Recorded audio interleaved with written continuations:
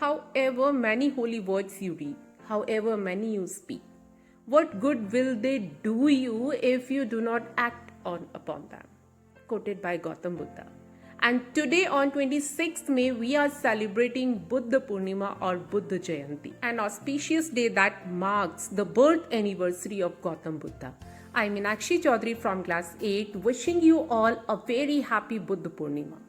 Gautam Buddha, the founder of Buddhism, he was a philosopher, spiritual guide, religious leader, meditator, and attained enlightenment. After continuous meditation for 49 days and unraveled the secret to end the sufferings. Buddha was born as Siddhartha Gautam, a prince on full moon day in the 563 BC in Lumbini, Nepal, which is now a place of pilgrimage and a UNESCO World Heritage Site.